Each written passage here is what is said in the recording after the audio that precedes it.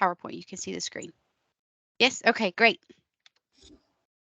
Well, now it's not reacting, so give me a second here. There we go. Just a couple of reminders before we get started. Just remember to be practicing mic mindfulness. Make sure that your mic is muted or off when you don't want us to hear what's going on, and make sure that you unmute yourself when you do speak. Just a reminder to keep your video on, or at least as best you can. We understand that some of you may not have great internet, or you may be having connectivity issues. So please just keep it on at least when you're talking or when you're speaking. And if not, then you can turn it off if you don't have great internet. As a reminder as well, this is a recorded session, so Becca will start recording here in just a bit. That way everyone can go back and re-watch and take any other notes that they might need later on. And just as a reminder as well to take breaks as needed. So if you need to get up and take care of yourself, get a second or maybe third cup of coffee, please feel free to do that and take care of yourself as you need. Just a few reminders of how to navigate Teams. Most importantly will be this camera, your mic, and then your leave. But we don't think anybody's going to leave. But this is how you're going to turn your camera on and off.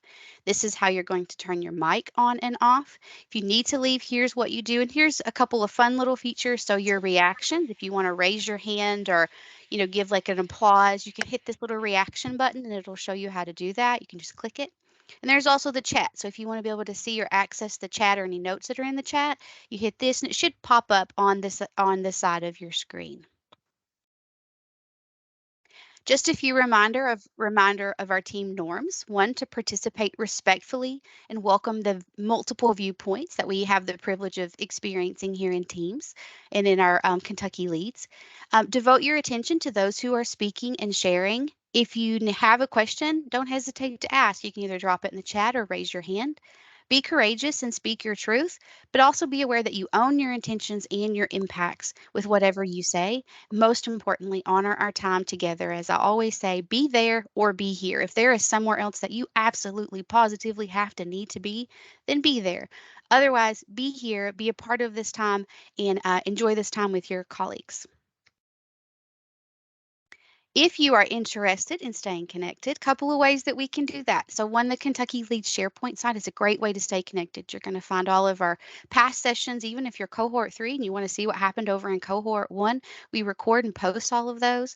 There's also a directory. So if you want to reach out to a fellow scholar and you want to know which district they're in, maybe an email, hey, they had a really great comment or a great thought and you want to reach out, you can go to the directory. And there's also the discussion board. That's another great way to just pose questions to the team. If you'd like to have a group think and say, hey, I wonder what this really intelligent group of people has to say about this topic, or hey, I found this really great article and I want to share it, you can post that on the discussion board. And just in case you missed it, our August session was on effective collaboration. We had some really amazing speakers that provided you with some information on effective collaboration with parents, with principals, with others in your district. You can find a link to that session again in our Kentucky Leads SharePoint site. You can just go there and you'll be able to see the recording. Our agenda for today is as follows. During our check-in, we'll have a few updates, and then we get to do an amazing celebration and panel discussion with our cohort 1 scholars. We'll have a quick break, and then we're going to jump into a discussion around risk-focused monitoring. We'll have some small group time for you guys to chat and have conversations around risk-focused monitoring together. We'll have a few minutes for group sharing, and then we will have our evaluation and our wrap-up. Good morning, everyone. And just a few updates from Mike. Go ahead, Mike. Thanks. Good morning, everybody. Good to have everybody here. Just a reminder about the discussion boards. Those are really important. So we encourage you to share your ideas and your thoughts on there. This is information that we use for our evaluation. And every year is a continuing kind of refunding process. So we have to submit our annual performance reports. They look at the discussion boards. They also look at the survey information you've been sent before. There'll be more survey information that'll go out to you, especially cohort 1 shortly. We really encourage you to complete that. It's vital so that we have continued funding year to year. It's not necessarily guaranteed because they do look at our evaluation results and our progress each year. So that's important to keep in mind. Secondly, really excited about the scholars from cohort 1 today that we're going to be celebrating. we're very fortunate to have Associate Commissioner Greta Helton here is going to speak, as well as Dr. Williams, the project director. So excited about today and the culmination of a lot of hard work. I'll turn that back over to you, Ms. Shasta. Yeah. And just as a highlight here, this is like when I put this into this visual, I was like, this is so exciting and super cool. So these are all of our scholars from cohort one. The ones that in orange have agreed to kind of share some information and wisdom with you guys today. So you'll get to hear from them. So it's just really exciting to see all of these just again, just great minds that we've got to be able to work and partner with blah, blah, cohort one. And I think Greta and Thomas have some words for you guys. So I'll go ahead and hand it over to Greta and Thomas. All right, good morning. Are you able to hear me okay? I've been having technology issues. Okay, perfect.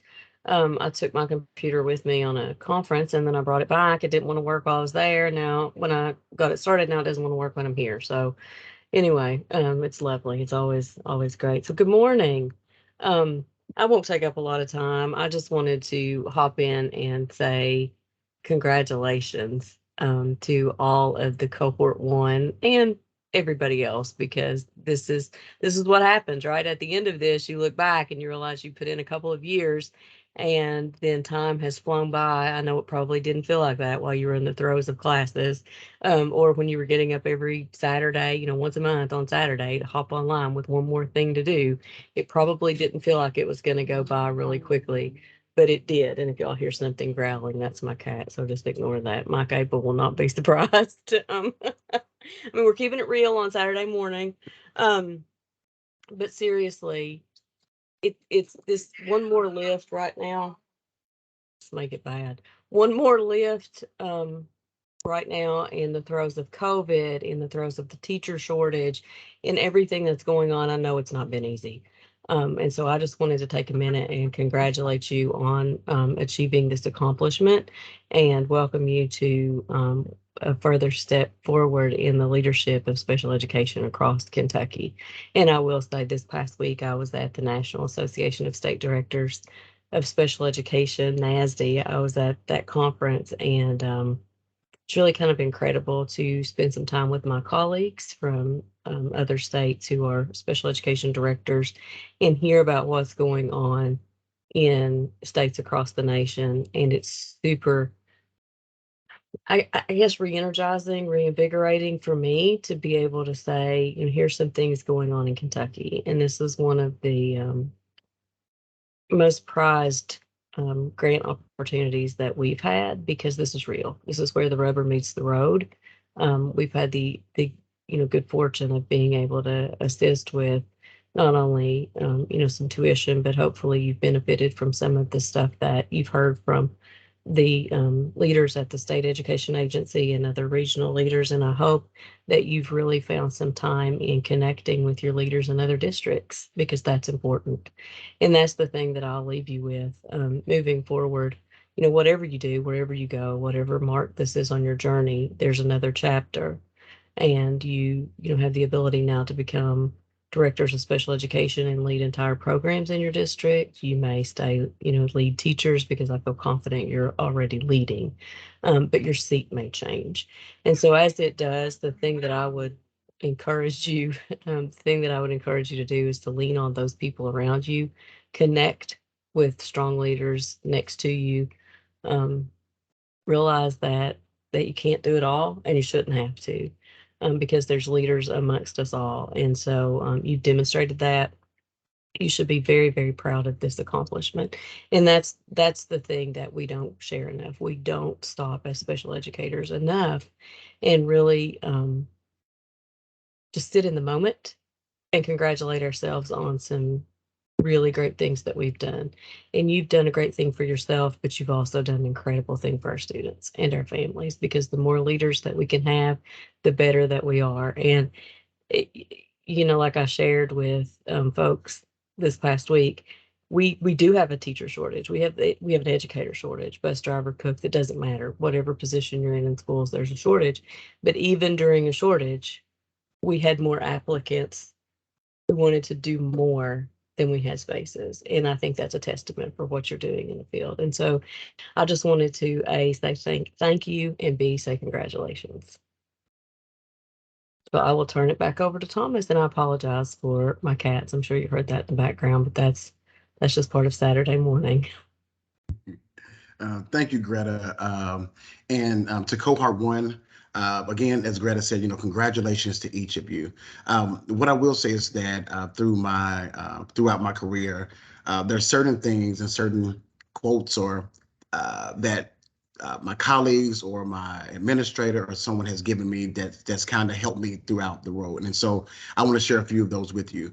As Greta has mentioned, and also Greta has shared with me, is to give yourself grace. And that's something that has stayed with me. When I first came onto the department, I wanted to do all the things, but I didn't know all of the things, right? And so, as Greta mentioned, is to connect yourself with other leaders or build a community or a network that you can lean on and ask questions to. I think that is extremely important, and to give yourself grace. To give yourself grace. The next thing that one of my professors shared with me that has stayed with me is to be the change that you want to see in the world. And that has always really stayed with me, is to be that change that you want to see in the world. And lastly, if although you all are not, you may or may not choose to continue to participate in the Saturday seminars. Please continue to lean on the Kentucky Leads family, because you will always be a part of the Kentucky Leads family. If you have any questions, if you still want to participate, please feel free to do that. And again, congratulations to each of you. We're all so very, very proud of you. We know you're going to do great things and go out and change the world. So I will turn it over to Shasta to lead us through the agenda for today.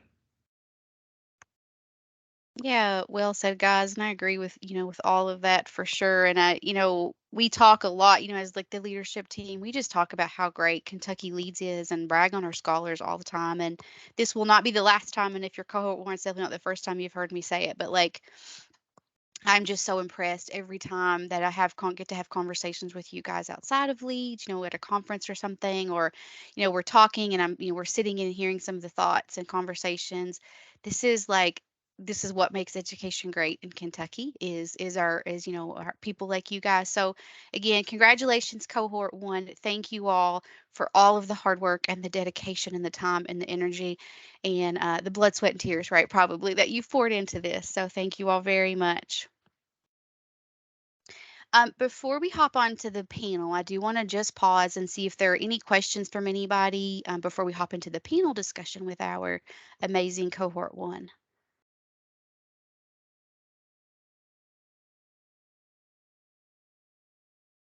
Okay, I don't see anything. But again, if you have questions, just drop it in the chat. If you're like me and you don't want to forget the question, you can drop it in the chat. We'll get to it when we have a pause, or just raise your hand. That's totally fine too.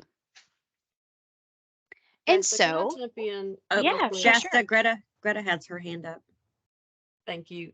This will just take a second. I just wanted to add, I also want to just say thank you to the OSIL team and the HDI folks, because they've given a lot to this grant. They have worked. When we first got this thing right, we were trying to figure out, all of the ins and outs, and so they built it from the ground up. And a lot of work has gone into this, and all of this is in addition to all the things that they've got to do every day. And we also have that same shortage. And so, I don't say that enough to them, because they're so good that sometimes I forget to just pause and live in the moment and say thank you for everything that you have done to make this successful. Thank you for the service that you've given to the scholars, and thank you to the service that you've given to the state. It doesn't go unnoticed, even though I don't say it enough. So thank you, OSIL and HDI. Well, Greta, we did get these really sweet hoodies. So I feel like that's like congratulations and thanks enough. When you get a soft hoodie that you get to wear because it has the thing on it, you're like, it's totally worth it then. It's great, There right? is So, that, because at no yes, other time can we buy any hoodies. So there is that. exactly, exactly. And I will say, so cohort one and cohort two, you guys should have gotten your swag boxes If you didn't, shoot us an email because it means that we didn't have the right address or something, and we do know some of you maybe have moved. So, cohort 1 and 2, you should have gotten some swag if you didn't let us know. Cohort 3, you guys will get yours a little bit later on. Don't worry, there will be no shortage of swag. So, we will get you guys some swag a little bit later on throughout the year. Alrighty, so our cohort 1 panel, we have with us the amazing Catherine Cooper, Krista Taylor, Stacy Ligori, Amy Howard, and Misty Carr, who just said, yes, I would love to share and chat with you guys. So that's what we're going to do. We appreciate you guys. Let me say in advance to the 5 of you guys, thank you so much for just being willing to share and have some time with our scholars to kind of just talk about your experience with leads. And again, sharing that wisdom. When we saw this panel, like who, was like, oh yeah, we'll do it. We're like, obviously these people are amazing. Of course they are. So I'll kind of just kind of facilitate you guys through some conversations. So I'll kind of call on you and just say, okay, Stacy, what do you think about this? Misty, could you answer this question? I'll kind of pose these questions here and give our everybody a chance to kind of look at those questions and be thinking about how they might respond to those. And then I'll make sure we have a few minutes at the end as well for the rest of the team to ask questions too.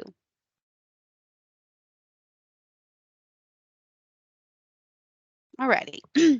So we'll just start with Catherine, since you're scholar number 1 here. It means you volunteered first, Catherine. So Catherine, could you, are you there, Catherine? Let me make sure she's here first.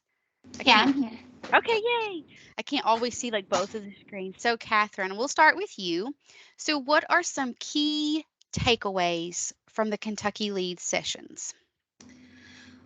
I guess my biggest takeaway from the Kentucky Lead sessions is how, I don't know how to say this.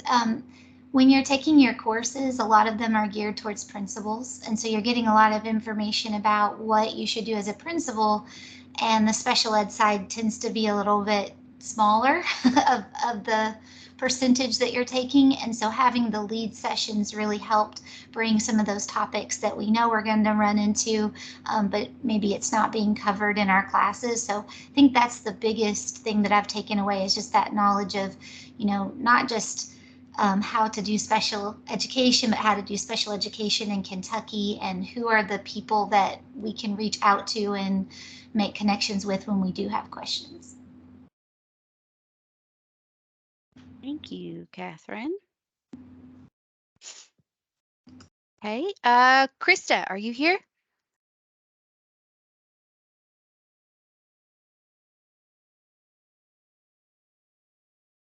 Make sure everybody's here, and if not, make sure they're connected. I know Teams has been kind of wonky. Maybe there's like a solar flare or something that's causing Teams to be crazy. Krista, can you hear us? Or Becca, can you see if Krista's here or if we're just having connectivity issues? I don't see her here. I don't see Okay. Krista here. Okay, she may have had an emergency or something, which is fine. So we'll move on to Stacy. Stacy, you here?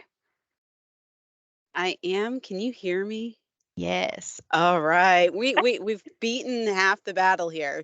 It's been wonderful trying to work this technology with Teams this week. I'm ready to pull my hair out, hence why the rough look today. So the question that we were asking was what are some key takeaways? Mhm. Is that the one? Okay, great. So some of the key takeaways that I found in this experience is the network and relationships that we are building, as well as, and I'll echo what Catherine is saying, is that a lot of our courses are geared towards principals. And so while that's great, and we do need that knowledge of how to be a principal, how to be a superintendent, because I did have some superintendent type classes. It was great to have more of a special education outlook of it, and while I did have some special education classes as well with this, but it just kind of strengthened my knowledge even further. So, like I said, some of the key takeaways is definitely the relationships, the networks, being able to communicate with other members to kind of go over like things that I may not be as knowledgeable on, and I can say, "Hey, what what do you think about this?" Or how does this work? So it's great. Thank you, Stacy. Is Amy with us? I am. Yay! And again, I can't it's like I cannot get between these two screens. So thank you guys for speaking up. All right, Amy, let me give you an opportunity to kind of answer that first question as well. So what are some of your key takeaways from Kentucky Leads? Well, I mean, I really hate to echo the same thing that's been said, but I had kind of made some notes to try to, prep for today's discussion. And that was exactly what I had said, was that what we've done in this academy has enhanced like what we've done at our universities, because it has been more foundational leadership skills and foundational overviews of special education law. And the Leads Academy has enhanced that knowledge by making it real to Kentucky, and just what we need to know to hit the ground running, what resources are available, things of that nature. So every topic that we've had in all of our meetings has been relevant to Kentucky and to things that we would need if we step into that role anytime soon, or even that we can go back to later on. So again, I hate to echo the same thing, but really I feel like that's been the biggest thing that we've been able to accomplish. Great. And I love hearing all of these things. I'm like, okay, this is what Kentucky Leads is doing right. So thank you all. This helps us kind of reinforce, making sure that the points that you guys have taken away, the things that you've taken away, are going to be things that we want to make sure that we continue to do. So I appreciate that. Misty, are you with us? I am with you here All right. today. Hey, Misty. Hey. Alrighty. So let me give you an opportunity to answer that first question as well. So what are some of your key takeaways from Kentucky Sure. Leads? I think the one word that really came to my mind was connections, because the position of DOS is a very kind of lonely job. You're usually the only one in the district. And I remember being a brand new teacher, and I would meet my DOS in my district, and I was so intimidated by them. I'm like, they know all the things. I'll never get to that level. And I mean, I still don't know all the things, and that's okay. And I think that that's what Kentucky Leads has helped me realize. Like, it's not about me knowing all the things. It's about the connections and the relationships and the networking that we've been able to build through this academy that's going to help, if I'm ever a dose, help me be successful in that position. So I've really appreciated getting to see the genius that's happening across the state and how the perspectives that were shared. I always loved the chat that they're going into the breakout rooms every week, and just hearing what everybody's doing and the perspectives, because the way we do things in Northern Kentucky may not be the way things are handled elsewhere, and everyone's unique. And I love that relationship building piece, and getting to see people in person at the summit was really powerful. Oh, it was. It was so good. The summit was so good. And I'm like, oh, I hope all of the grant genies let us have that summit again for sure next year. I love that too. All righty. We'll go ahead and move on to this next question. So, how has Kentucky Leads better equipped you to serve as a dose? And so let me start this time with Stacy. How has Leads better equipped you to serve as a Well, dose?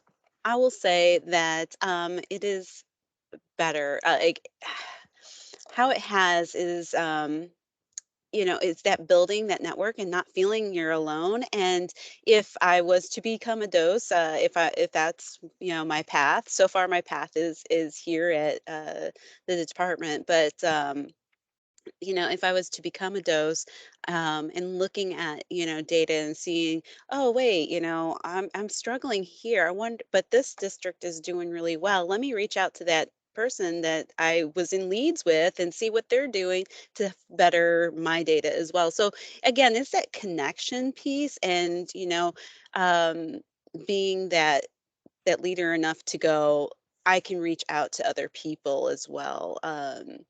That they're doing things right. So it is definitely better equipped me as far as building my network base, building my knowledge base, and just it's just been a really good experience. It's just you know um, we talked about, oh, well, cohort 1 is rolling off, and I'm like, I don't want to go because this has been such a great experience, and I've learned so much from all the people in our cohorts, and I like to be able to continue to build those networks, so that way you're not feeling left alone. It's a great spot to be in.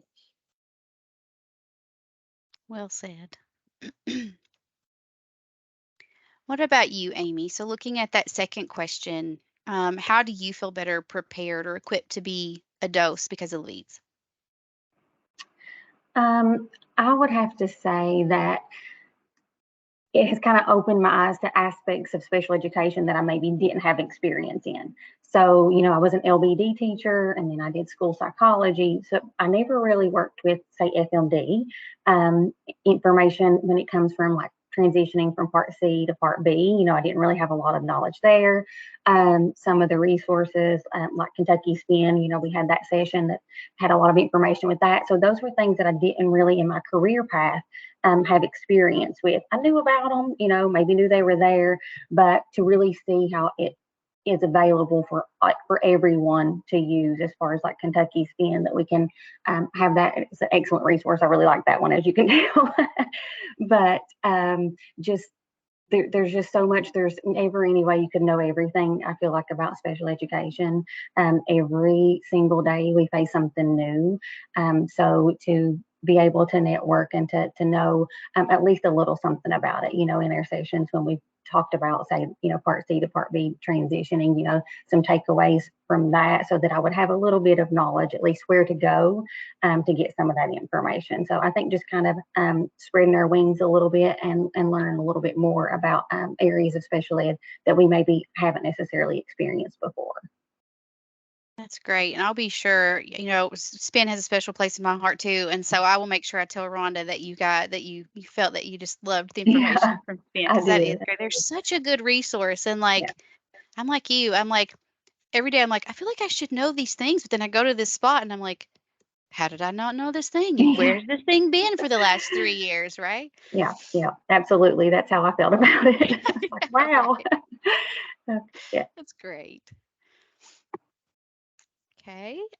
Misty, I'm gonna have you ask or answer that next question, that third question. Unless you really just want to answer that second one, I'm gonna let you pick. Do you we can definitely go to this equipped one, but I would love to hear also, in what ways has Kentucky Leads helped you just grow as a leader?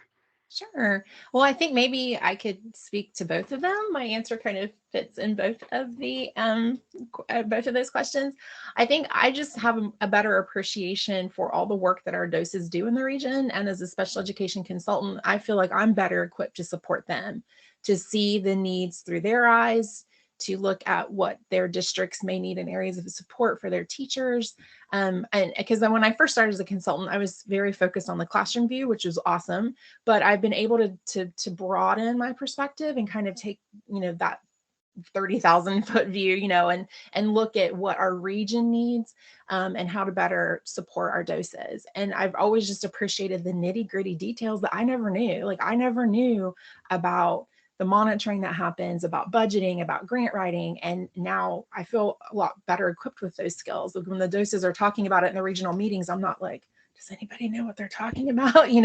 I would, smile and nod before and pretend I knew what was going on. But now I feel like I'm much better equipped to help them. And as a result of this, I was able to, it's just the nitty gritty details. I was able to jump in and help out with a grant. And that was one of the first topics we talked about, was grant writing and the importance of that, and getting into those weeds really in the details that sometimes our classes don't go into. It's a lot of theory and a lot of talking about jobs, that roles that aren't necessarily related to special education. So I've appreciated how Leads has gone into those really dense topics sometimes that's hard to understand, but because I've been through that, I'm able to better support the doses in my region and my role.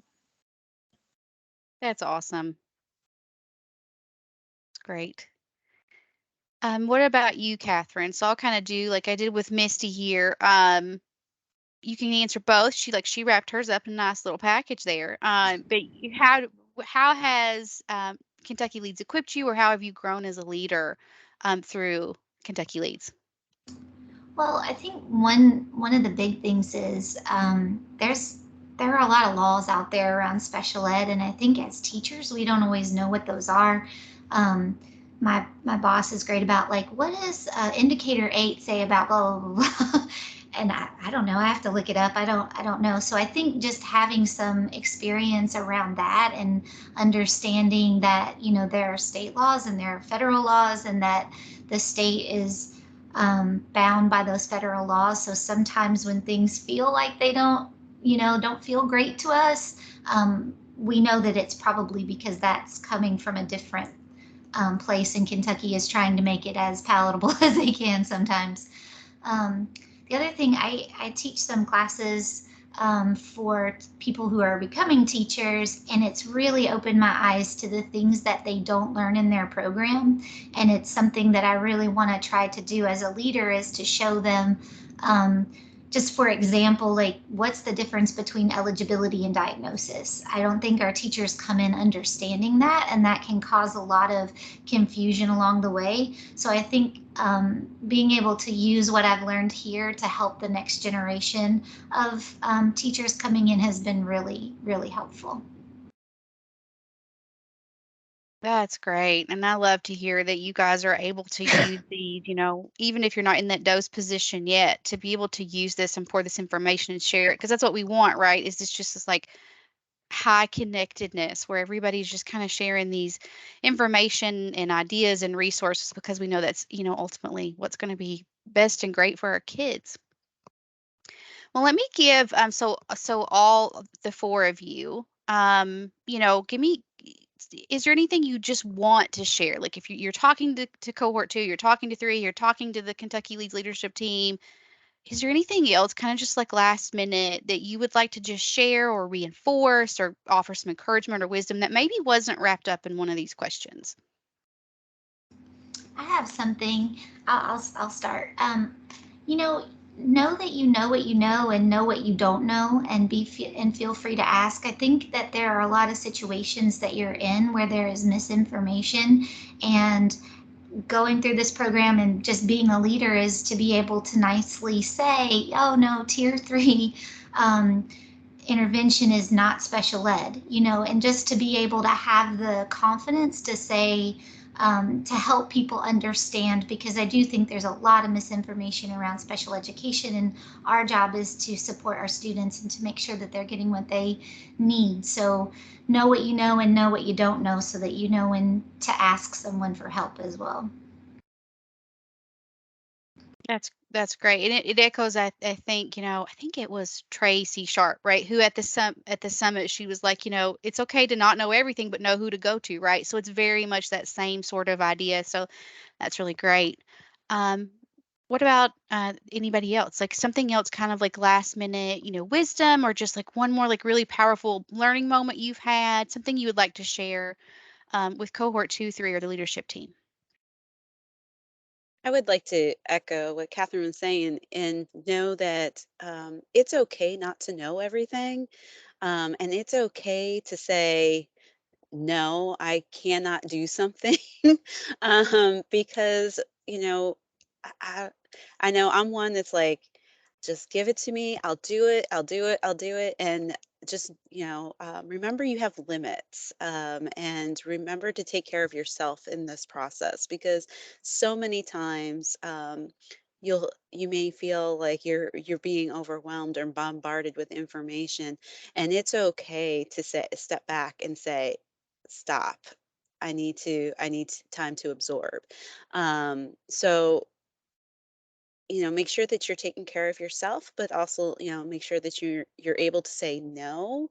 That is one of the big things that I learned. And leaders do. They say no. They don't just always do.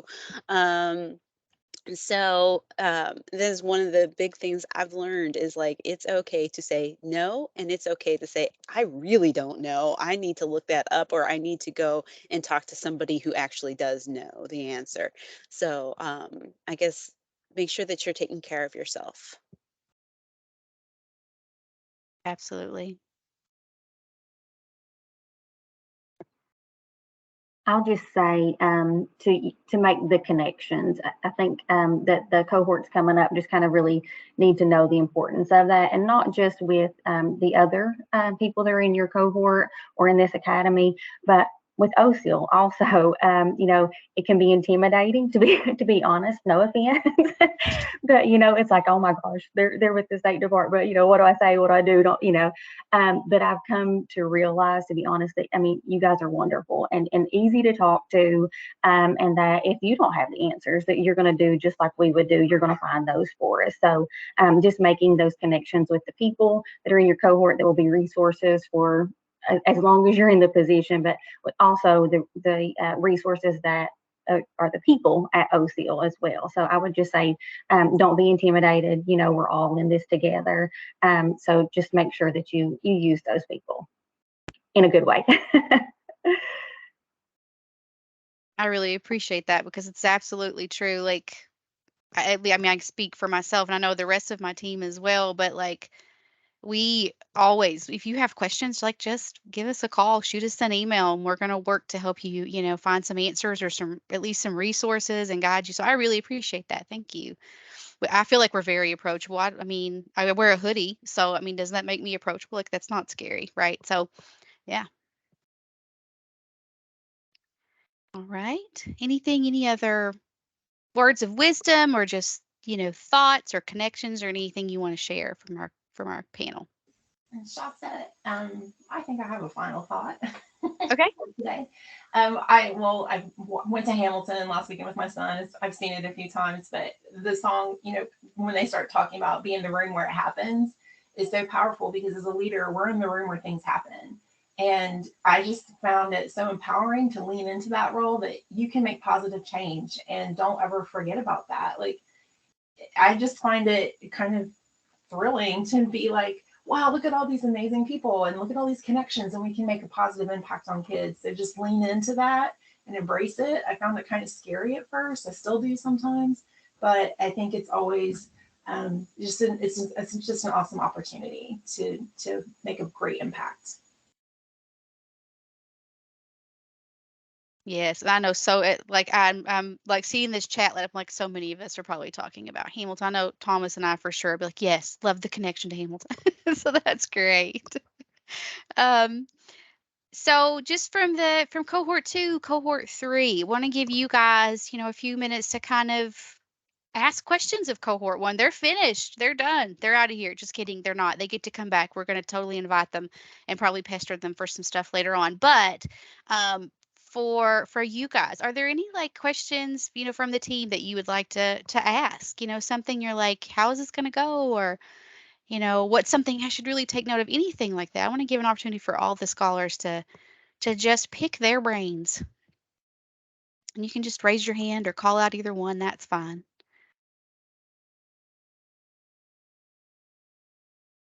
Or even our leadership Could y'all team. remind us? Could y'all remind us what districts you currently work in?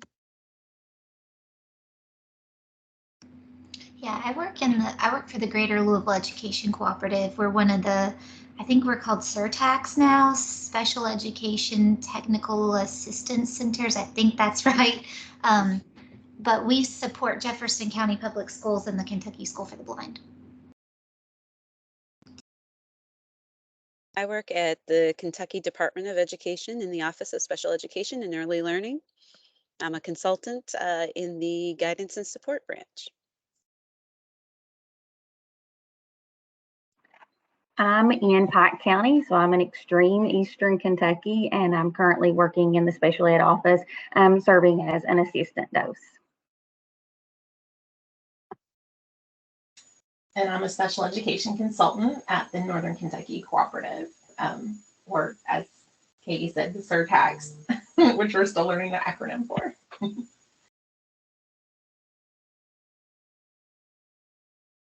I do the same thing. I'm like co-ops. I mean, surtax. We're changing. It's like this, like relaunch, right? We need to just have a party, just like a whole party with like runways and stuff, and that way everybody's gonna remember it. It'll be great.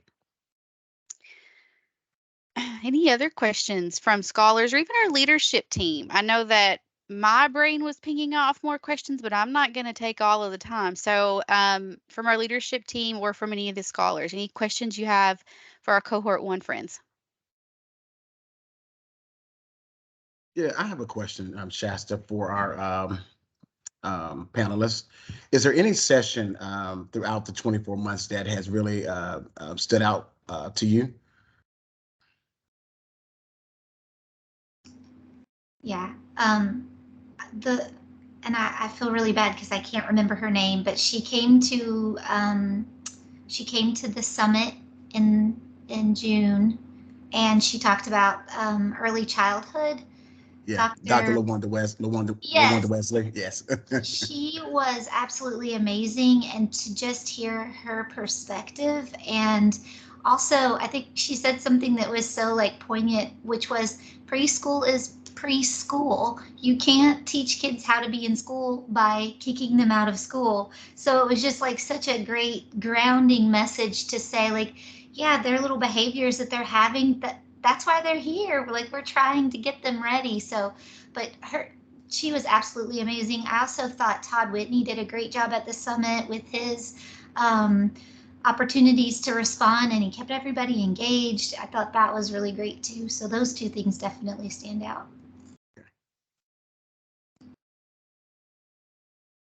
I completely agree. Dr. Wesley's presentation, both during the Saturday session and at the summit, those were my favorite. And I feel bad because I can't remember his name, but he was a dose and he presented and he gave us like the top 10 list. And I love a good top 10 list about things to remember. And I wrote all the notes, I took all the notes, I still have it, and I loved it. I thought it was just so immediately actionable to the role and really helped frame and keep the important things the important things.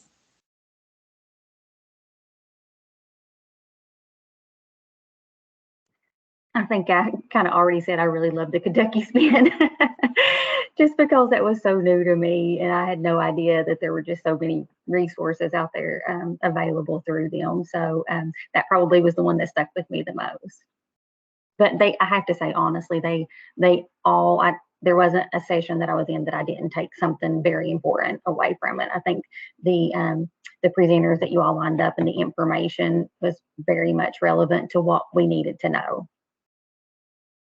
So thank you all for that. I'd have to agree. I'm sitting here going, oh my gosh, I have to think of a session that I absolutely loved. Which one? They were all so good and so poignant, and there was a lot of takeaways from them. But I guess some of the stronger ones that I just absolutely loved was the Saturday session with Dr. Wesleyan. That's her name? Yeah, okay. I knew I was going to miss her name. I was like trying to look it up real quick, and then it was said. So, um, but I really loved her session, and then when she came to our summit, that was even more insightful, especially when she talked about preschool, as Catherine was mentioning. Another session that I'm going to go with two, I'm sorry. But another session that I truly did enjoy was the Kentucky Spin one. I mean, at the department, I obviously get to see some of the Kentucky Spin presentations when we go to different things, but this one it just seemed like it was much more focused and geared towards what we really need. Not that the other ones aren't, because they are, but like this one was just like it had me engaged, and they showed so many great resources that I didn't even know that existed. So it was really, it was just a really good session with lots of takeaways.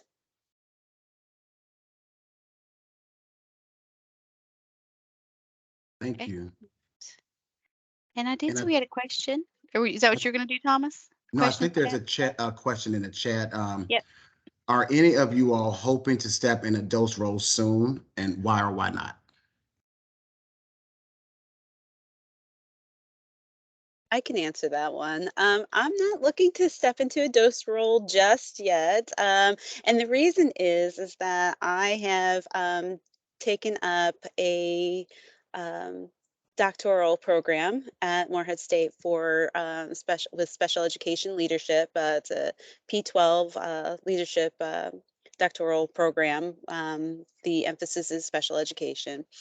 And so I think the role that I'm in now is pretty good for that. And I don't want too much change right away. So, but I'm always open to the idea. But right now, like not in the immediate future will I be stepping into the dose role, but maybe eventually. I'm toying with the idea.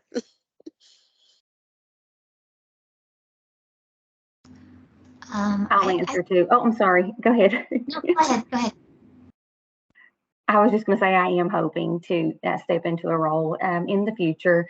I've spent, 20 years now in special education, almost 20 and a half. I started a half year. And that's always been where I've wanted to be is special education. And unfortunately, I've kind of seen a decline. And I think we know that in the teacher shortage, but of people that want to be special education teachers. And then unfortunately, a lack of knowledge, to be honest, of special education. I'm not throwing, the MAP program under the bus by any means.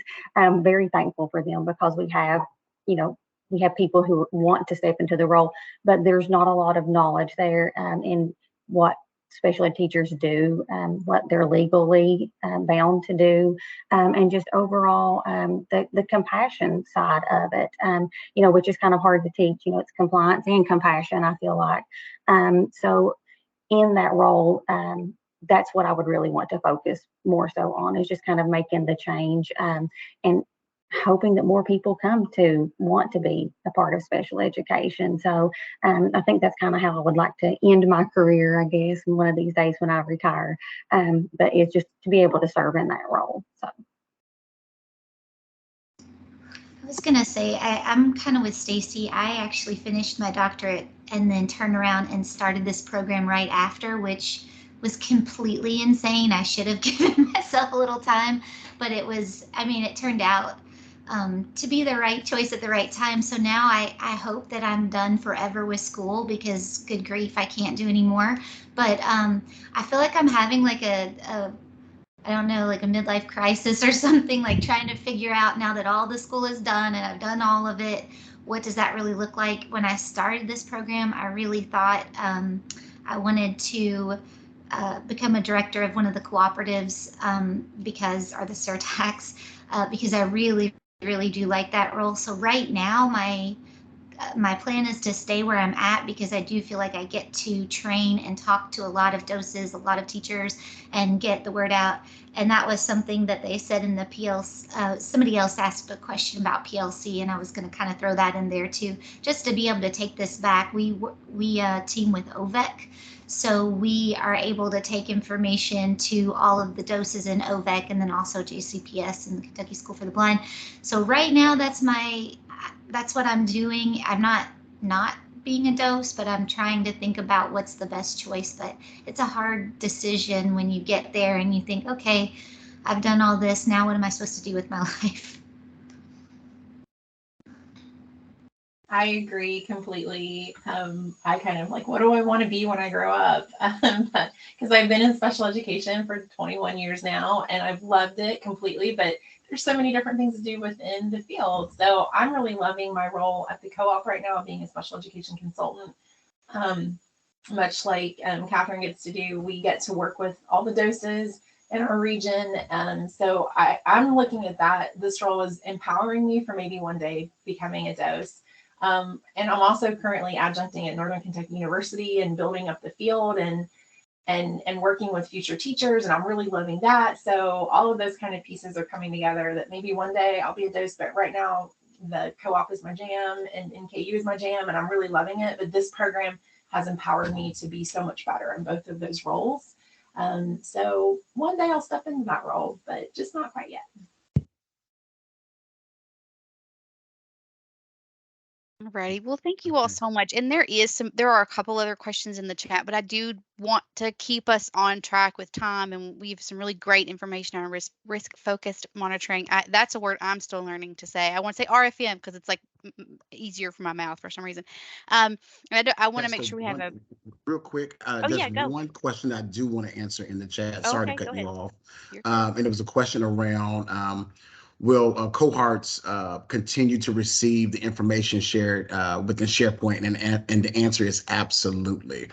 You all are part of the Kentucky Leads family, and we encourage you to continue to participate with the Saturday seminars and to take advantage of the SharePoint that's designated to Kentucky Leads. So the answer is yes. Yeah, and just if you haven't emailed me, if you're cohort one, and you haven't emailed me yet to let me know that you would still like to continue to be a part of that, go ahead and do that because Beck and I are keeping a list so that we can make sure we send you guys out invites. And you obviously you're not obligated to attend, but you are welcome to attend at any time, and you will continue to have access to that SharePoint. So yes, thank you, Thomas. You all are stuck with us. Alrighty. So to keep us, if you wouldn't mind, so our cohort one panelists, if you would like to address one of those questions that didn't get addressed in the chat, that's totally up to you. If you would like to kind of address that in the chat, or even if you're a cohort 2 or 3 and you ask that question and you would, there is the directory, so you could email them that question directly and say, hey, could you tell us more about that? Or you could always add to our chat or to our connection site, right? I just went blank on the name, but our connection site. You could also continue to ask questions there as well. So, all right. So to keep us on track with time, it is 10:50. I want to give everybody a quick 5-minute break. So if you guys wouldn't mind to come back at 10:56, and just make sure you turn your cameras and your mics off so we don't hear what's going on in your background. And we will see you guys back at 10:56. I'm almost scared to shut anything off or Shasta. All right. Yes. I'm sitting here going, okay. Well, look, Don't my move. screen just like disconnected like earlier on. I was like, this is going to happen again. I'm going to be thinking I'm presenting and my screen's going to be gone. So I already know. So, all right. I'll see you back here soon. Okay. Okay. Bye.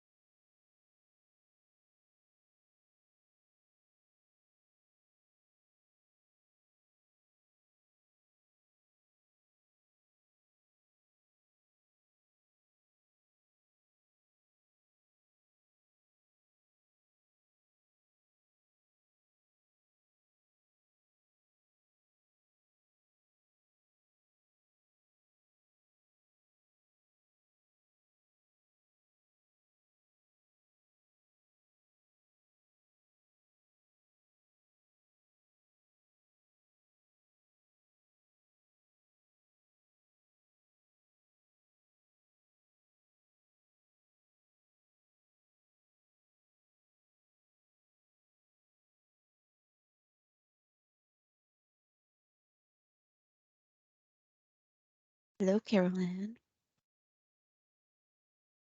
Hey, how are you? I'm good. Do you need Good. anything No, for I think me I'm as good. facilitator? Okay, good deal. I think I'm good.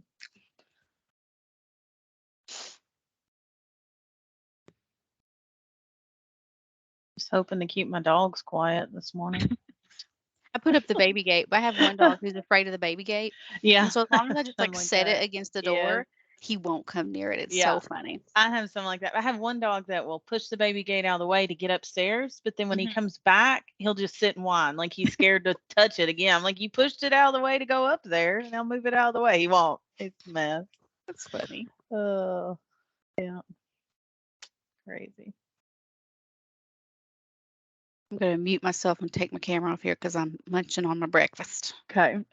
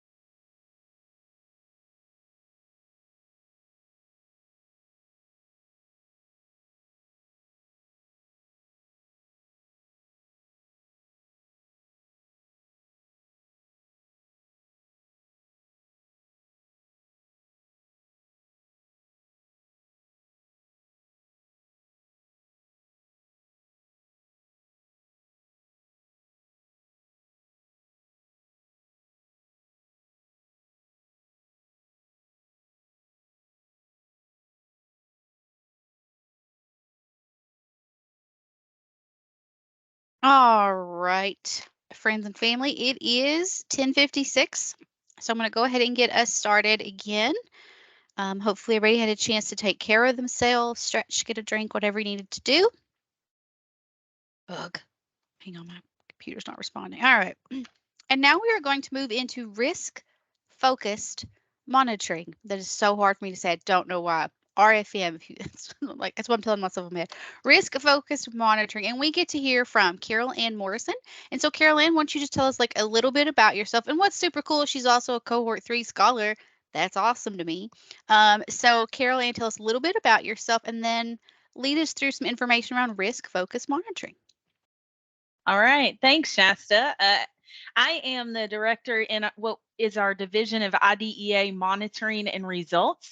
So we are responsible for a lot of the IDEA monitoring that occurs throughout the state. And so I want to share with you this morning, I'm going to touch on risk focused monitoring, but I'm also going to share some information with you about general supervision. So I'm going to, let's see, share my screen. And I won't be able to see you while I'm sharing the presentation. So please feel free to jump in at any point in time. I don't mind at all if you interrupt me. So just jump in if you have questions or comments that you want to share. All right. Can you all see that okay? Yes, that looks good. Okay, great. All right, so let's start with general supervision. So, in the Individuals with Disabilities Education Act, it requires that state education agencies, which in the state of Kentucky, that's Kentucky Department of Education, it requires states to oversee IDEA compliance by the school districts that are within that state. And this oversight mandate is known as IDEA General Supervision Requirement. And so in the state of Kentucky, we have KDE, Kentucky Department of Education, and then our office that you've been working with, Office of Special Education and Early Learning, OSEAL, is charged with that general supervision requirement. And this graphic just kind of shows you a little bit about how general supervision works. It starts at the federal level in the United States Department of Education through the Office of Special Education and Rehabilitative Services, or OSERS.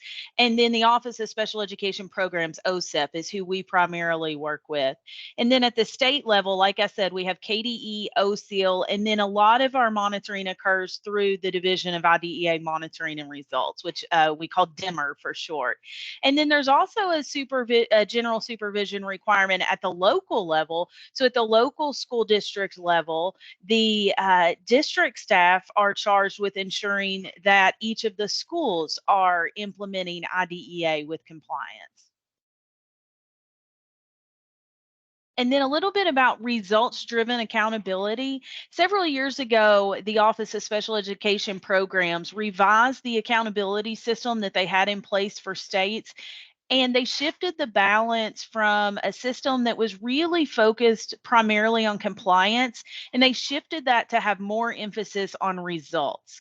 So the primary focus for both federal and state monitoring activities should focus around results. And you can see there the two main priorities or primary focuses that come out of IDEA for monitoring are improving educational results and functional outcomes for all children with disabilities, and ensuring that states meet the program requirements with a particular emphasis on those requirements that are most closely related to improving educational results for children with disabilities. Some of the components of results-driven accountability that OSEP looks at when they're monitoring or looking at the programs in each of the states, they look at what is called a state performance plan, an annual performance report, which measures both results and compliance. And I'd be happy to share more information with you about the SPP APR at a later time, but that's really a whole session in itself. There's a lot of information around SPP APR. OSEP also utilizes determinations which reflect state performance on results as well as compliance. So every year, Kentucky receives a determinations letter from OSEP that says how we are performing with IDEA compliance as a state. And for the last 13 years, the state of Kentucky has received a meets requirements, which is the highest mark you can receive on the determination. So we are thankful for all the work that's going on in the districts across the state that come together to help support that determination. And then also OSEP conducts some differentiated monitoring and support for all states, but especially for low performing states. And I apologize, my dog is not cooperate this morning. All right, so we have made some changes to Kentucky's general supervision system recently, and those are some of the things that we wanted to share with you. The way in which we are monitoring for IDEA has changed a little bit. We used to participate in what is called statewide consolidated monitoring, and that is continuing to occur. We're just not monitoring IDEA through that process.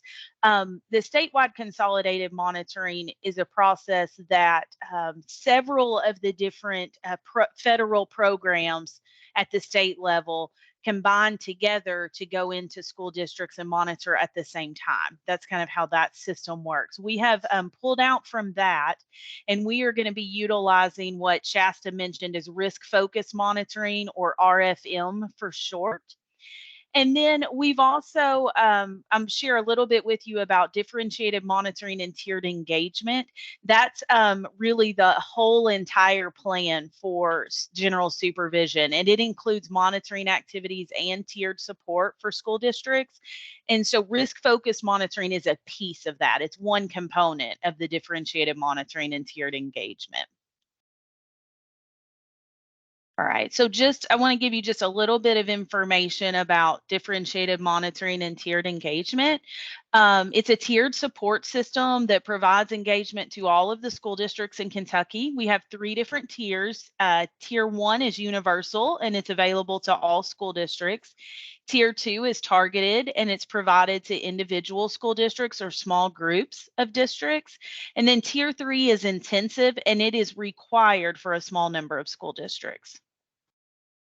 This is a graphic that just kind of shows the different tiers. You'll see it's in the triangle model that we're kind of used to looking at for different tiers in education when we talk about those.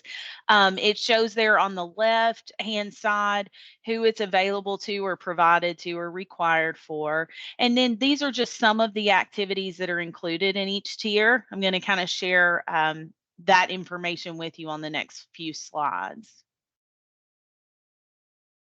All right, so Tier 1, universal engagement. Again, that's available to all school districts in Kentucky. And this is not a full list, but these are just some of the things that are available right now. We offer an annual dose institute that actually just occurred a few weeks ago. And so this is the second time we have provided that. We started an annual dose institute and then COVID hit. And so we weren't able to have it for a few years. So we were really excited to get back to that this year. We also have a new program called OSEAL Guides, which is a mentorship program for new doses. And it is open to doses who are in their first, second, or third year. We have Special Ed Connections online resource. Every school district in the state of Kentucky has access to this right now. OSEAL has provided that for all of the districts across the state. And so if you are not using this resource or haven't looked at it, I would highly encourage you to touch base with the DOS in your district and ask about getting access to this. It's a great resource. Carolyn, we have a question. Yes. Sure. Do you have to be, Katie has asked, do you have to be a DOS to attend or just have your DOS license? To attend the OSEAL Guides program? Is that the question? Katie?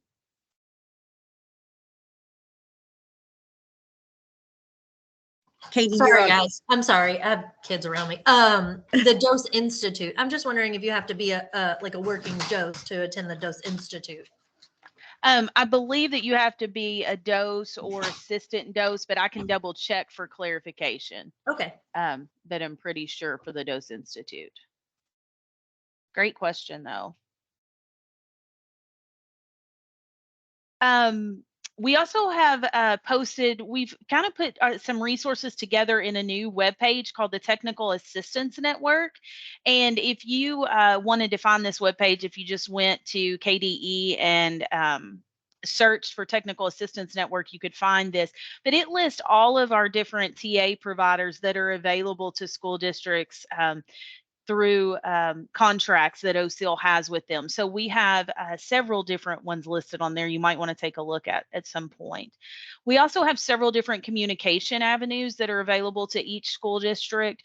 We have what we call OSEAL News You Can Use, and this is a weekly email that goes out to school districts, and it just includes, brief information about things that are upcoming, things that you need to know.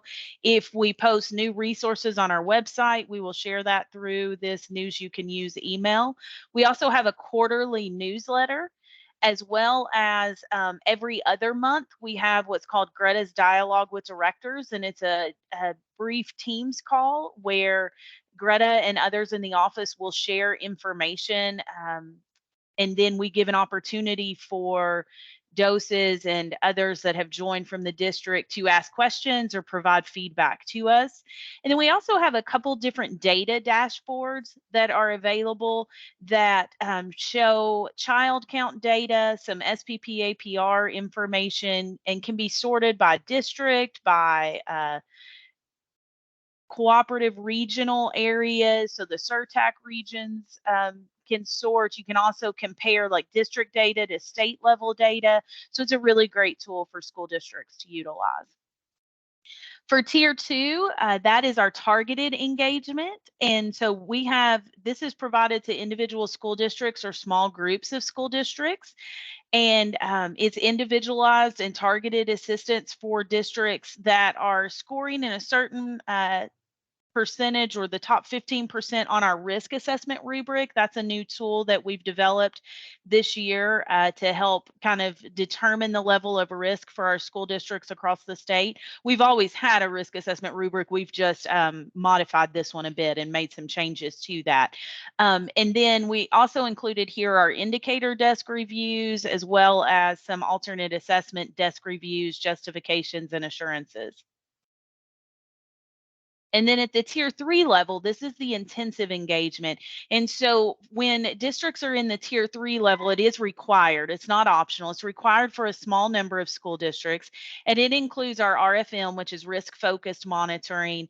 We also have some other types of monitoring activities that could occur in this tier. And then I'm going to share a little bit more with you about risk-focused monitoring, which is one of the monitoring activities that occurs in Tier 3, the intensive engagement. Risk-focused monitoring is a differentiated monitoring process that we use to meet the IDEA general supervision requirement that I talked about a little bit earlier. The system is risk-based, cyclical, and it's individualized. It includes both desk reviews, which we do off-site before the visit, and then on-site monitoring to provide technical assistance and support to the most at-risk school districts in the state. And we use two different data sources to identify districts for risk-focused monitoring, and that includes the local education agency or the school district annual determinations, and then our risk assessment rubric that I talked about a few minutes ago. So this chart kind of shows you two ways that a district could be identified for risk-focused monitoring.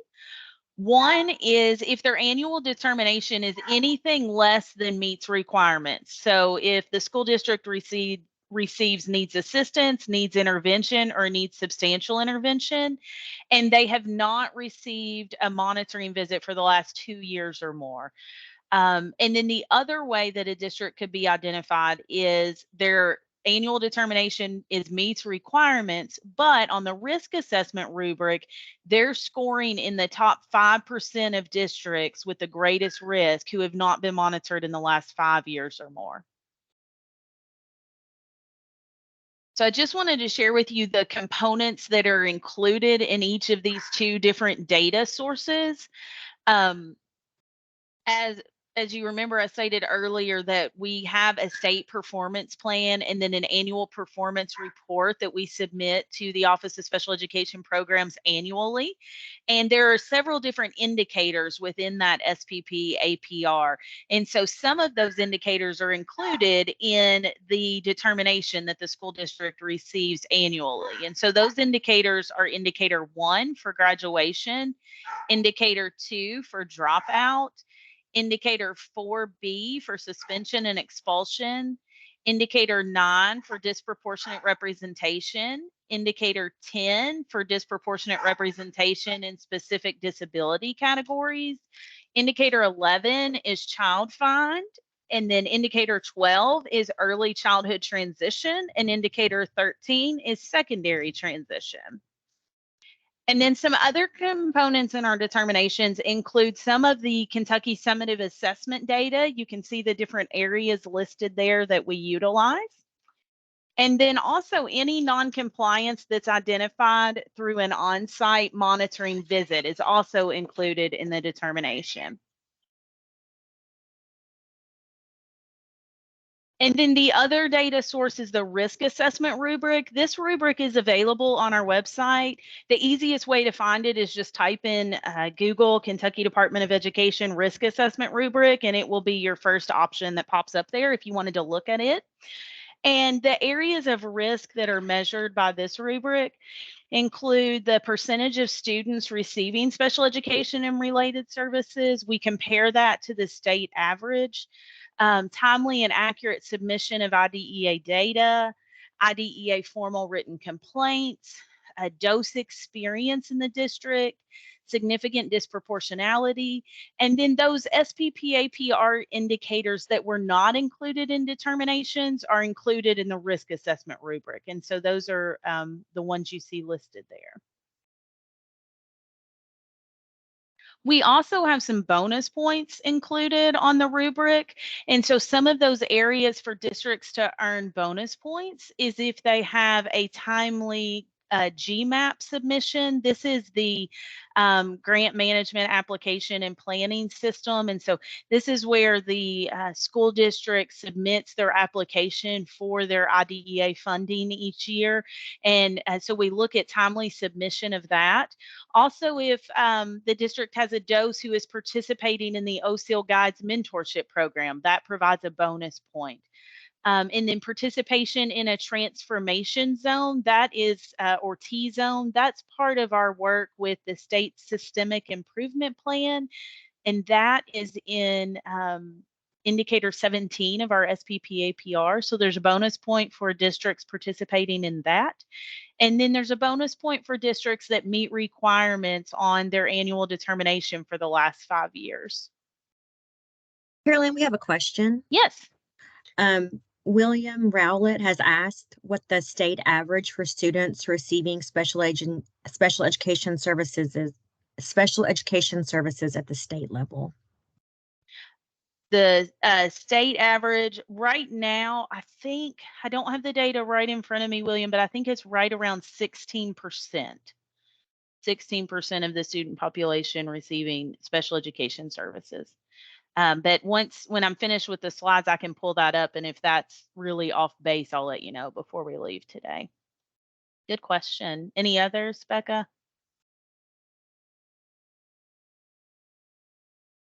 Nope. Okay. I'll go on.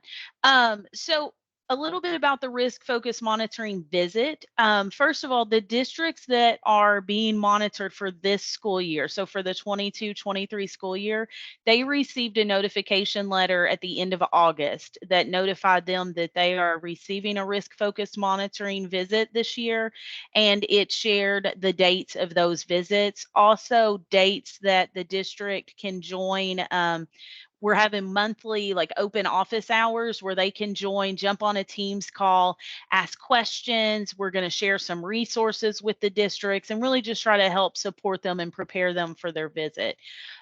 So what the visit looks like is that before we get there, obviously we have the notification letters to the districts. We tell them all the logistics, what's going to happen, what we're planning to do.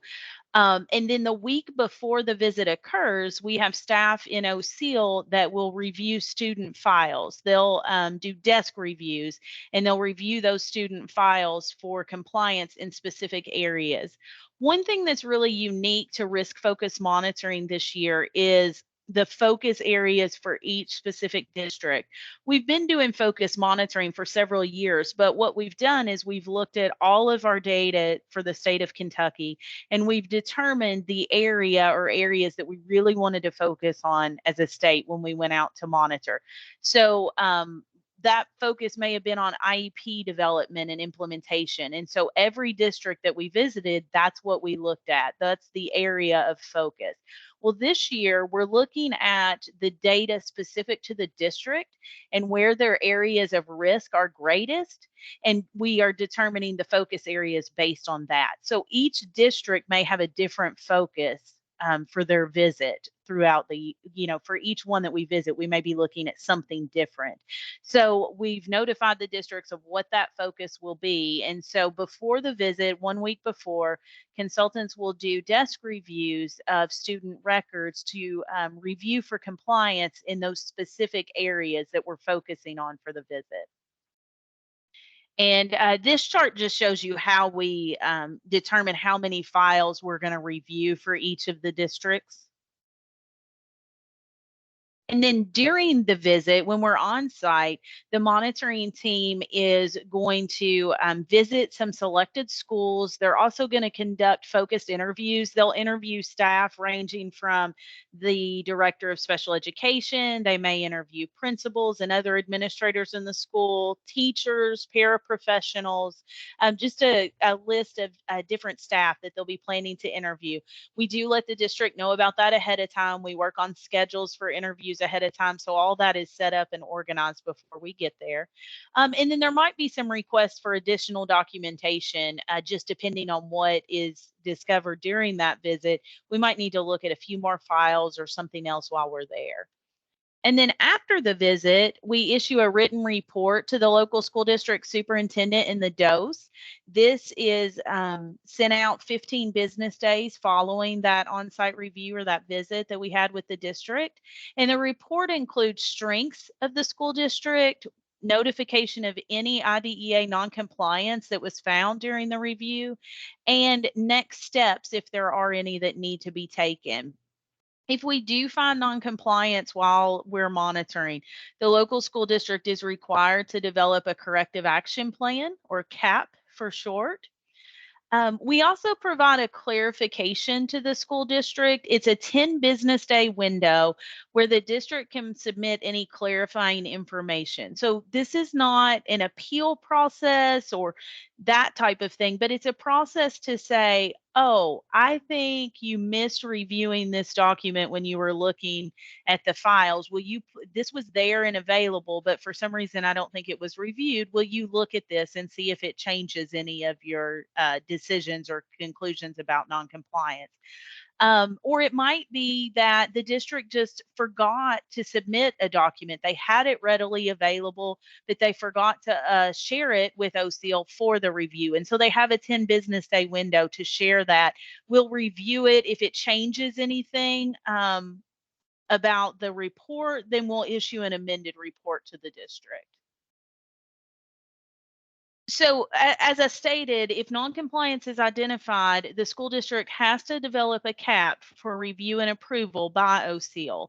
The CAP has to be submitted to OCL no later than 30 business days after receiving that report that has the initial notification of noncompliance. The CAP has to include a statement of what's going to be corrected, the steps the school district will take to correct the problem or problems, and how compliance will be documented. And then once OCL receives that CAP from the school district, we will notify the school district of the status within 30 business days. So we either have to approve the CAP or send it back and say it needs revisions. If we send the CAP back for revisions, the school district has 15 business days to submit a new CAP. And the school district has to correct any noncompliance within 12 months. So it's as soon as possible, but no later than 12 months from the date of the notification of noncompliance. And the school district has to make corrections at the individual student level. So all those files we reviewed, if there are noncompliance found in those files, each instance of those have to be corrected for that specific student. But also if there is systemic noncompliance, that has to be corrected across the district.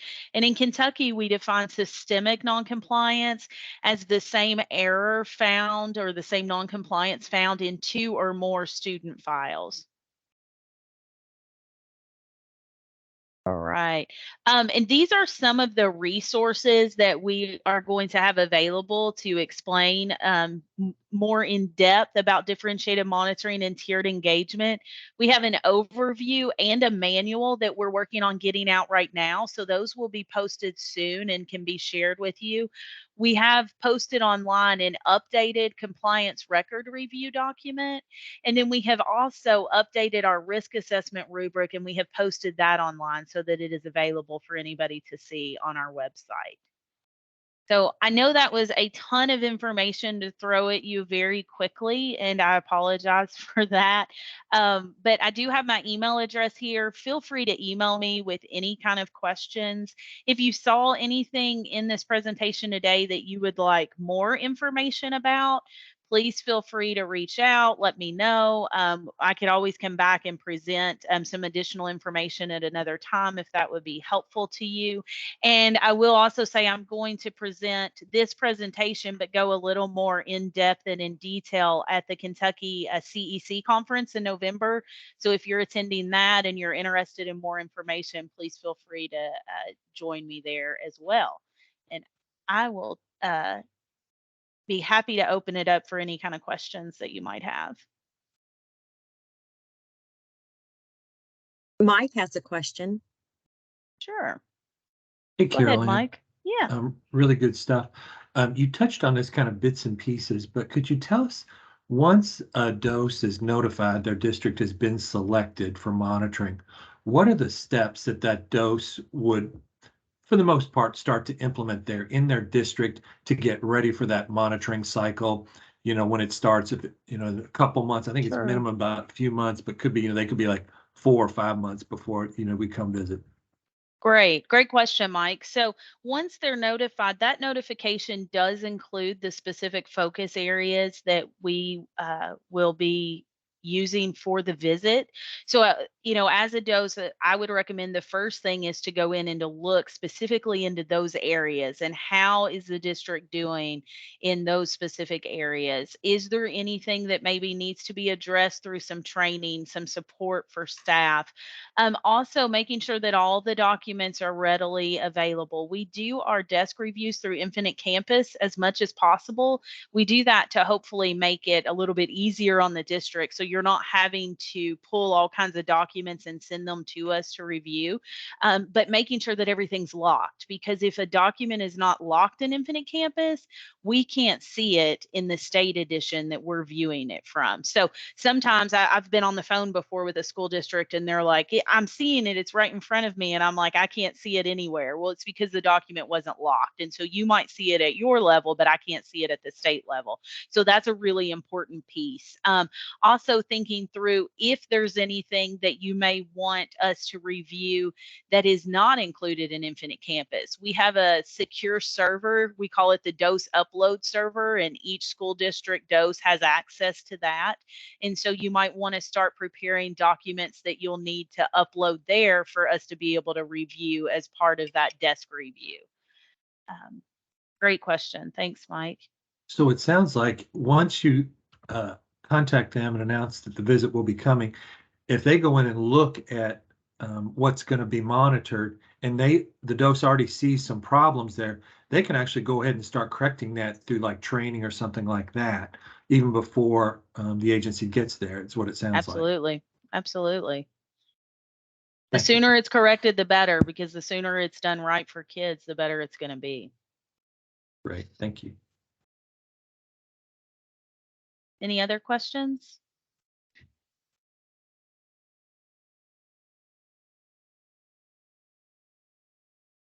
You can just call out a question, raise your hand, or you can drop it in the chat. I know sometimes it's like you got to take all this stuff in and you'll be like, wait, okay, what was that question?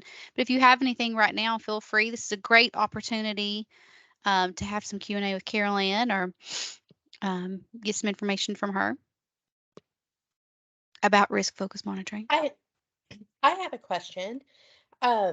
With our district, we recently had some areas of, corrective action plan, and it was the co-op that provided some of the, I guess, professional development on some specific topics. How does that work? Does your office reach out and work with the co-ops to provide like targeted professional development, or does the district get the report, initiate that, reach out to their co-ops? You know what I'm saying? I'm kind of interested how that works. Great question. So the district is responsible for drafting that corrective action plan and what that's going to look like, and then we'll look at it for approval. But each district is also assigned what we call a CAP lead, and so that's one of the consultants in our office. And so that CAP lead will collaborate with the DOS to help support them as they're developing that CAP. So if the DOS has questions, wants to know where's the best place to go for training, who can support me in this area, they have a person there in OCL that will help them with that. And then the DOS can reach out directly to the CERTAC to request training from them if they want to include that as part of their CAP. They are, a KDE approved trainer, as we would say, somebody that could do the training for that. There are also other TA providers that are listed on that Technical Assistance Network website that any of those listed there would also be able to provide the training. If it was a preschool issue, the DOS or preschool coordinator might want to reach out to the RTCs, the Early Childhood Regional Training Center, to request training from them. So it kind of depends on what the issue is as far as where they might need to seek that training. But the district can do that in collaboration with that consultant support through OCL. Does that make sense? Yes, thank you. You're welcome. Great question.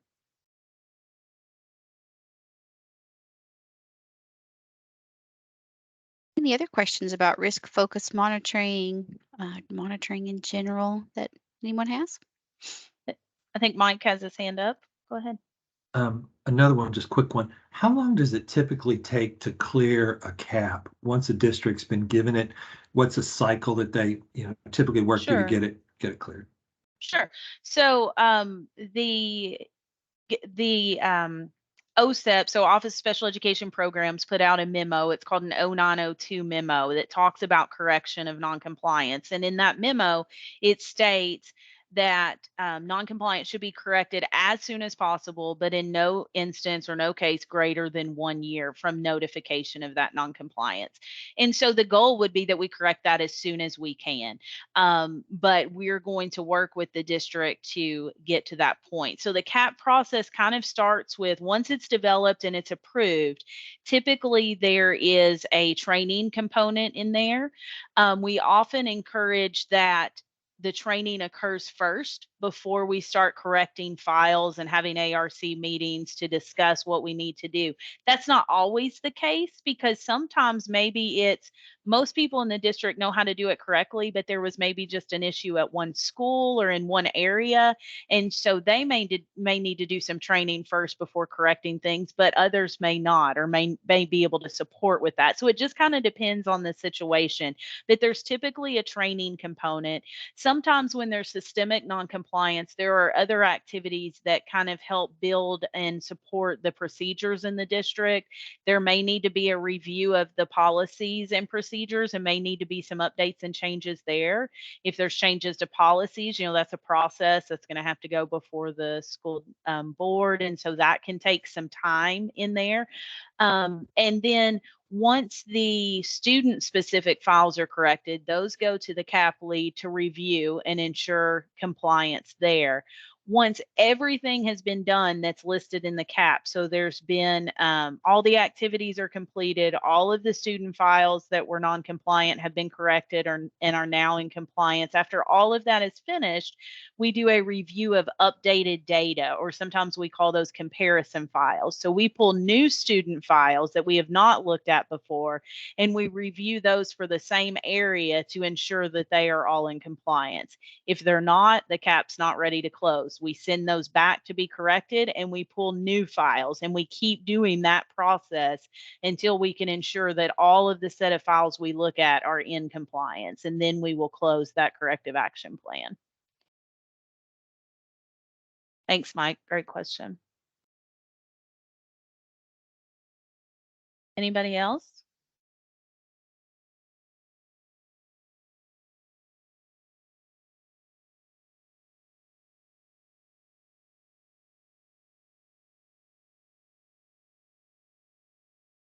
All right, I'll turn it back to you, Shasta. All righty. Thanks. Let me grab my screen here again. So we'll go ahead and give you guys some time for some small group discussion talking about risk focused monitoring. And so we just want to remind you guys, let me move this little friend here. Okay. So we'll do whole group share at 11:45. So you guys have about 10 minutes or so, a little more, to just kind of think about these questions and just collaborate with each other, share ideas with each other around this topic. We do encourage you to go ahead, like right now, snap a picture of this, because once you go into your small groups, you lose access to the main group. And so you may want to just like pick up your phone or do a screen grab of these questions so that when you go into your small groups, you can be like, wait, what were we supposed to be answering? You'll have that information in front of you. So some questions that you guys can talk about and discuss. So talking about the risk focused monitoring, or just the monitoring in general, there's lots of great questions about just monitoring. What did you find most helpful, and what did you find surprising? What actions do you feel are critical for a dose to take in order to reduce risk? So you guys like thinking forward, right? Future dose. What do you think is going to be most critical to reduce risk? Think about a time maybe you've had the opportunity to participate in a desk review or on-site monitoring. What was involved, and what made the experience successful for you? And then the last question is, what action must a district take if non-compliance is identified during an RFM, and what is the dose's role in the process? And so kind of thinking about what you heard and like, do I remember that? And do I have that? And what is my role in that? So those are your questions. Again, I'll give you a few more seconds here just to screen grab or take a picture.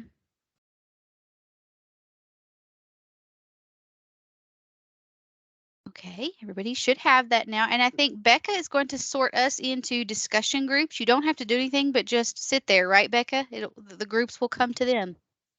Yeah, they'll be placed into the groups. One suggestion I have is that when you get into the groups, that you um, ask one person to kind of be the lead or the facilitator of the group in the conversation, and that person can kind of keep everyone on track, and also participate and help with the share out a little bit later. I'm going to go ahead and open our rooms now. It can be a little bit jarring. You're just going to, through the magic of technology, appear in a different space. So we'll see you in a bit.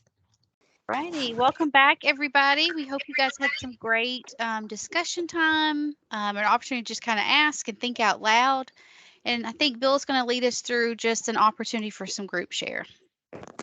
Thanks, Shasta. And this is now our time to share what you discussed in small groups. I think Becca had asked that each group identify like a facilitator. So I'll just invite facilitators from each room now just to share a couple of thoughts or reflections based on your discussion. This is Amanda. We were in room 3, and part of what we discussed is by having the risk focused management or monitoring separate from consolidated monitoring, it actually reduces the complex needs of the consolidated monitoring visit. It allows us to really dig in and look at our systems around IDEA in the district. The other thing we talked about is just really working together to look at the positives that come out of these audits and the corrective action plans, because it gives you an opportunity to realize, there may be technical issues that you don't realize are happening across the district. It also lets you really dig in, not just with training, but looking as a district how you can affect long-term change for the betterment of students and staff. The other thing is, when you get your desk audit letters, go through the list and prepare. You have a week to make sure everything's in there. Making sure as much information is in Infinite Campus prior to that review makes everyone's life easier and happier.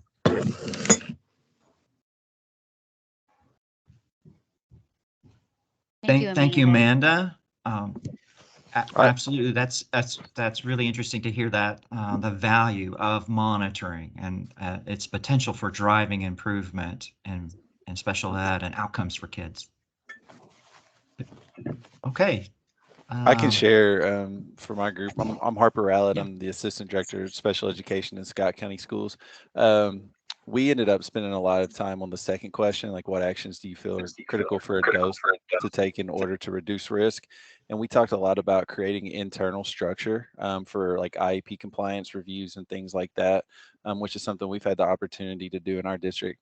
Another thing that we had a discussion on was just the fact that sometimes when you move into these positions, you take for granted people's how their comfort level and also understanding and ability to use data to actually make decisions when it's related to some of the indicators like disproportionality and things like that. And I'm talking about everybody, teachers, team leaders, principals, everyone. And so we've really just started to monitor that data on our own and not wait for KDE to come to us and say, here's what your data is. We run our numbers all the time as it relates to discipline and as it relates to disproportionality for different eligibility categories.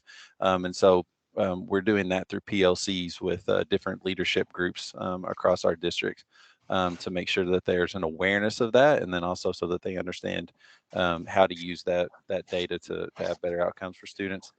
And then the last part of that was through that conversation, we talked about how many new folks we have coming into the field and how many people who don't have a background in special education at all, but are now special education teachers, and how the role of DOS has become more difficult to manage because you're not just the compliance leader for your district, but now you're kind of expected to also be an instructional leader, which has always been a component of it. But when you're in a district that's very large and you have so many new people, it's very difficult to set up a structure at a district level to make sure that everybody is supported in the way that they are, the way that they need to be.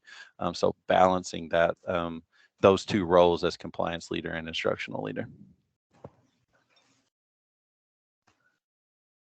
Thank you for sharing. I think that's critical, creating an internal structure at the local level to review this data, make decisions, and I think, as you said, not waiting for KDE, but making decisions for yourself at the local level. Okay. Invite others to share. I don't have a lot to share from our group, but one of our group members is currently in the midst of a CAP, and that was incredibly helpful for us as a group to be able to pick her brain and really talk about, you know, what's going well and what's difficult and what's confusing and what's clear, and that was just very powerful for me. So I appreciated that. Thank you. And I think that's one of the values of networking and having an opportunity like Kentucky Leads, right? Is to share those experiences that that you're having, in this case, related to a CAP, and what you learn from it and how it can benefit others. So thank you.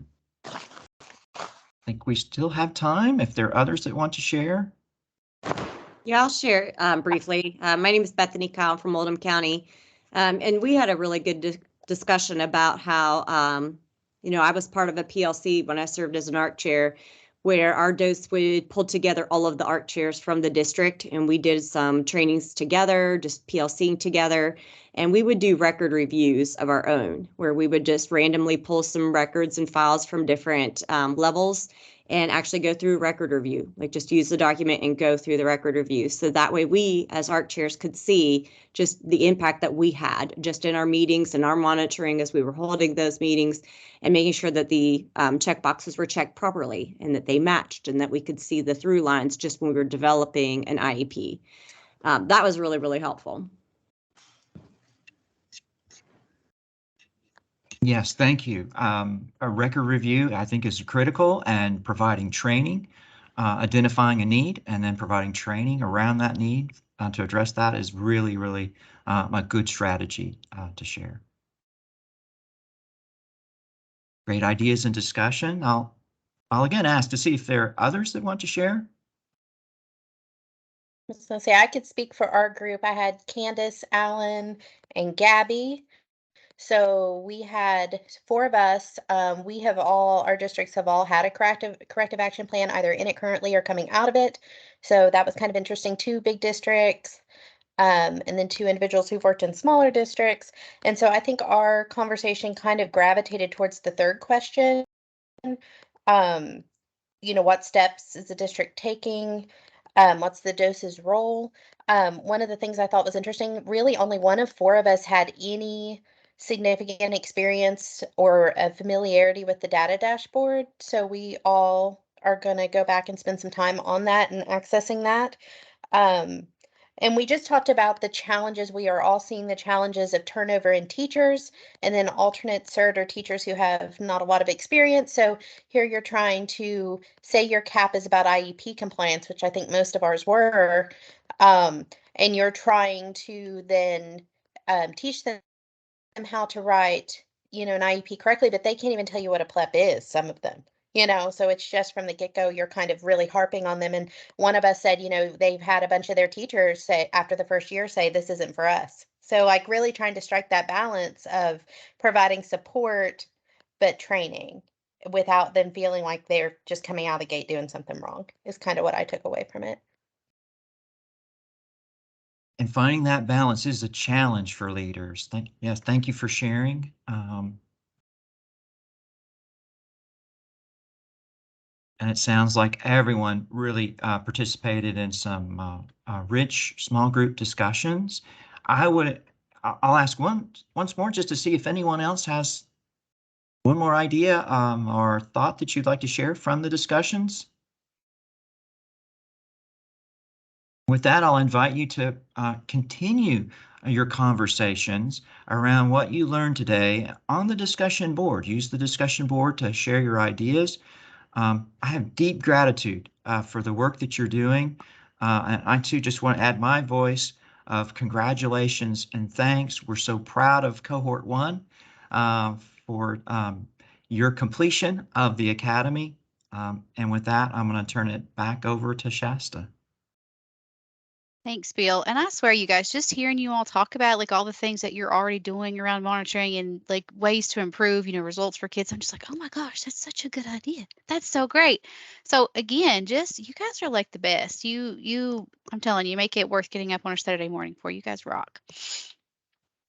Becca has already dropped a link about the evaluation and wrap up. And so we do ask that you just complete that evaluation. It really doesn't take too much time. It is super informative for us. And so for our cohort 3 friends, we really do like pour over the comments that you guys make. And we have made so many adjustments and changes to Kentucky Lead Saturdays based on what the feedback that we've gotten. So it really is super important to us, and it does drive sort of any changes or improvements that we make. So we really do appreciate you guys taking the time to fill that out. It is very valuable. And with that, do we have any last questions, comments? I have a last question. Mhm. Hi, this is Becca. If you could, if you're in cohort 3, email me what size sweatshirt you would like, what size t-shirt you would like. I'll let you know I'm 5'3" and this is a medium. So it's I guess the sizings are pretty typical, but I was surprised at how big the medium is. So if you could please email me your size and we'll work on getting your goodies mailed to you. That's a good thought, because we do want to make sure everybody gets all their goodies. And so I don't remember what size I got. I got the size bigger because I like my hoodies to be bigger. So just depending on how you like your stuff to fit, that's the size you're going to want to report to us. Alrighty, our next Saturday session is October 22nd. October is one of those months that has 5 Saturdays in it. We will be with the 4th Saturday, which is October 22nd. We, of course, will send out an invite, but if you want to go ahead and put that hold or reminder out there for yourself, go ahead and do that. And if there is nothing else, thank you all so much. Thank you again for giving up your time and your energy on a Saturday morning. I know how precious that time is. So thank you all so much. We hope this was beneficial to you. Please reach out to the leadership team and each other if you have any questions.